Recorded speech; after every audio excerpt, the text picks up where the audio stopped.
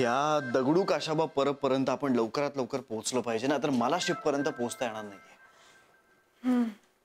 नाही, मी प्रयत्न करतेच आहे, पण या सगळ्यामागे कोण आहे हे समजण्यासाठी ना आधी प्यादा हाती लागणं गरजेचं आहे.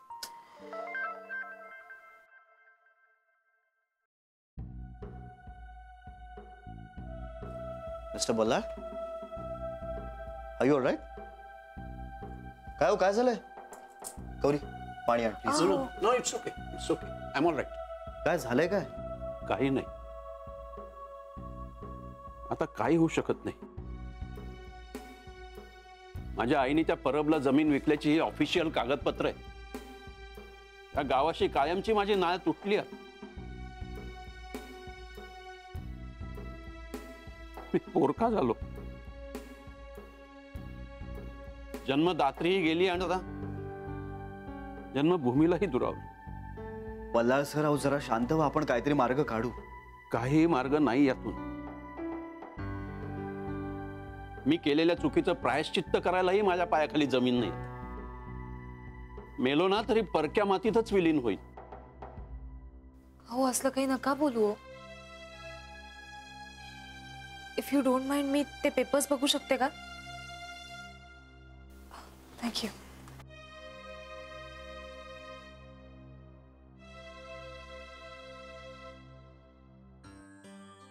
माय गॉड, अहो तुमच्या आईने ज्या भावाने ही जमीन विकली आहे, अहो इतक्या कमी किमतीत आता संसारात कोणीच नाही जमीन विकणार. बाप रे, दगडू काशाबा परबने 20,000 रुपये गुंठा या भावाने जमीन विकत घेतली, म्हणजे 8 लाख रुपये एकर. पण सध्या सोनसरीमध्ये 80 ते 90 लाख रुपये एकर असा भाव सुरू आहे. Do you know that? Yes, I know that. It's of no use now. सगळं संपलंय आता. एक मिनिट. गौरी, तुम्हाला नेमकं काय म्हणायचं? अहो म्हणजे यांच्या आईला कोणीतरी फसवलंय, नाहीतर धाक दाखवून सह्या करून डील करून घेतलंय. एक उच्च शिक्षित मुलगा असताना एखाद्या आईला कोणीतरी लुबाडतं किंवा खोट्या सह्या घेऊन गंडा घालतं, हा त्या मुलाचाच पराभव नाहीये का? तुम्ही नका काळजी करू, त्या दगडू परबला शिक्षा ही नक्की होईल. जर कोणाविरुद्ध काही करायचं असेल ना, तर माझ्या विरुद्ध करा, मला शिक्षा द्या. आई कित्येकदा विनवायची, अरे एकदा तरी ये, या जमिनीचं सगळं समजावून घे. आपल्यानंतर आपल्या मुलांना पाय ठेवायला हीच असणार आहे. पण मी नाही वेळ देऊ शकलो, आणि आता वेळ असून सुद्धा काही उपयोग नाही. पायाखाली जमीन नाही, डोक्यावर छप्पर नाही. या जगातला सगळ्यात गरीब माणूस मी आहे आज, ज्याच्याकडे पैशाशिवाय दुसरं काही नाही. खरंच गाडी शिकायची यार, आणि मी रोज प्रॅक्टिस करते ना प्रॅक्टिस.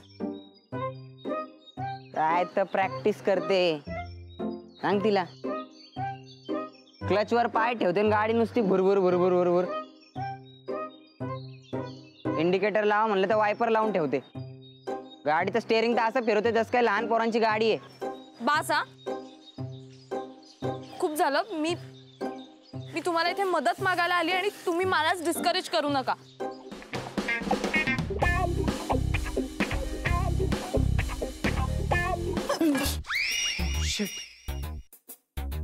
तू पण इथे लपलीयस?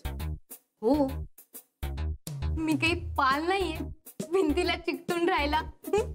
What are you kidding me? अशा सिच्युएशनला तुला विनोद सुचू शकतो?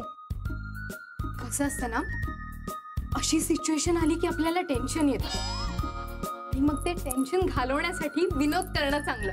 व्हॉट्स इट? नाही,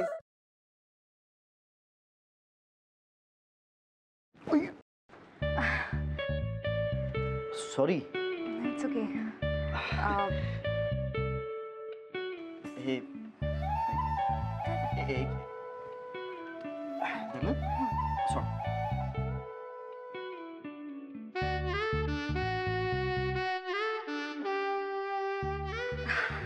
अरे थँक्यू.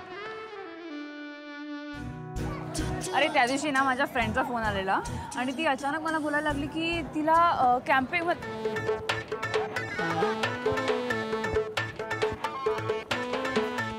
काय करतोयस? मी पळतोय. ह्याला पळणं नाही म्हणत, ह्याला जॉगिंग म्हणतात आणि ह्यांनी करून तुझी ढेरी कमी नाही होणार आहे. गपे, ह्याला पळणंच म्हणतात. मी असंच पळतो. तुला पळायचंय तर पळ. अरे पण तू का पळतोयस? अरे आपले मित्र आहेत ना, त्यांना विचारायचंय त्यांची युवागिरी काय आहे. वा! हो चल. आ!